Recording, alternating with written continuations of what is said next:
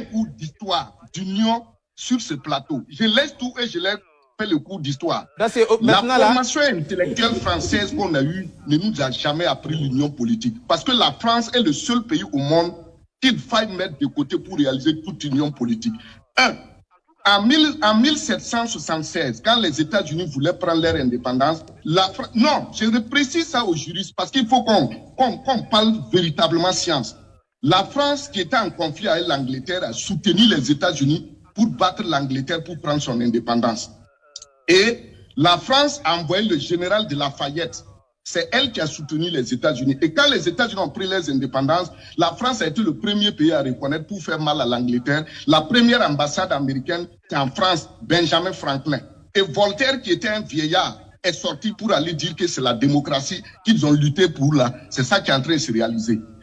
Après, quand Napoléon voulait remettre en place l'esclavage, Napoléon a signé des pactes avec l'Angleterre, même les États-Unis, et il a rétabli l'esclavage. Par la suite, Napoléon a vendu l'État de Louisiane aux États-Unis en 1803, qui ne faisait pas partie de l'Union parce que c'est une colonie française. Dans les années 1870, pour que Bismarck réalise l'unité allemande, Bismarck a opposé la France et l'Autriche pour l'affaiblir afin de réussir l'unité allemande.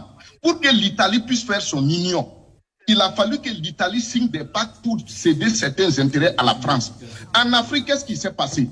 Quand la France est venue créer l'AOF, au moment où on partait à l'indépendance, la France est venue éclater l'AOF et l'AEF. Aujourd'hui, qui nous divise? C'est la même France qui surtout pour faire la sécession. On a vu le Biafra. Aujourd'hui, ce qui se passe, quand on dit que ça ne peut pas, de grâce, le droit colonial gréco-romain qu'on a, est-ce que c'est ça qui va nous faire unir? Les sociologues, les historiens, les anthropologues savent naturellement que le Mali, le Burkina, c'est des peuples unis parce que ce sont les mêmes peuples. Pour la petite histoire, quand notre président, le président capitaine Traoré allait au Mali, on dit quand les journalistes en langue, comme on le dit au Burkina, c'est-à-dire en Djoula, lui ont posé la question en Bamana. Quand Traoré a répondu, son Djoula soutenu qu'il a parlé, on dit quand c'est passé au journal, dans les coups, tu entendais les Maliens applaudir. Pourquoi?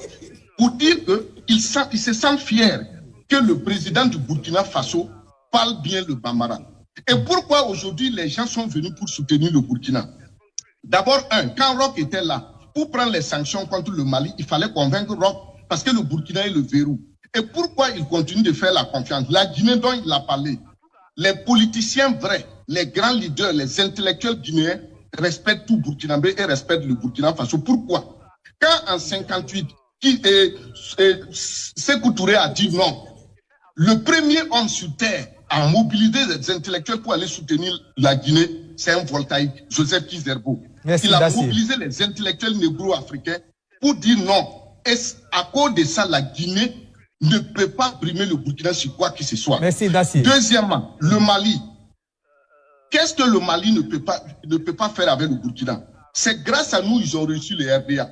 C'est grâce à nous ils ont reçu la Fédération du Mali. Intellectuellement parlant, le développement endogène que le président Traoré vient d'adopter, quand Kizerbo a conçu ça, c'est au Mali, à Bamako, quand il était à l'exil, qu'il a organisé le grand colloque sur le développement endogène, qui a réuni tous les intellectuels africains pour parler de ce sujet. Ça a été publié sous le titre La nappe des autres. Donc on a des valeurs. Si vous voulez qu'on reste dans le formalisme juridique, on n'ira nulle part parce que le droit qu'on a appris, qu'on a là, c'est un droit qui ne nous avance pas, qui ne reflète pas notre histoire, qui ne reflète pas notre vision. Quand il parle d'état de droit, on a connu le code noir, nous les Africains. On a connu le code de l'indigénat. On nous appelait les évolués, les indigènes. Aujourd'hui, on nous appelle citoyens. C'est les mêmes là qui nous jugent. Nous qui avons fait le droit là, comment on oppose les droits maintenant aux Européens? Merci, Dacier. Ce sont des pensées par procuration. Merci, Dacier. On a les réalités, on a des potentialités. Travaillons sur nos potentialités pour avancer. Merci, Dacier. L'union que vous voulez là, ça ne va jamais arriver dans la paix. Ils n'ont quand même quitté la CEDEAO immédiatement et aller faire les unions. Ils n'ont pas besoin d'attendre la lettre de quelqu'un. Aucune union ne s'est fait facilement. Même les États-Unis qui se vantent. On a tué Abraham Lincoln parce qu'il a gagné la guerre de sécession et il dit qu'il n'y aura jamais de sécession. Lui, Abraham Lincoln, il ne va pas permettre que l'Amérique s'éclate. Il a opposé une guerre. Merci, Dacier. Merci Dacier. Je pense que c'est bien compris. On a compris votre argumentaire. On va terminer avec Khalifa Siré sur ce sujet. Puis on va. Je croyais que votre question était plus simple que ça. Bien sûr. On ne parlait pas de fédération. Hein? Non. La réunion ne parle pas de fédération. Pas du tout. C'est une réunion pour ériger des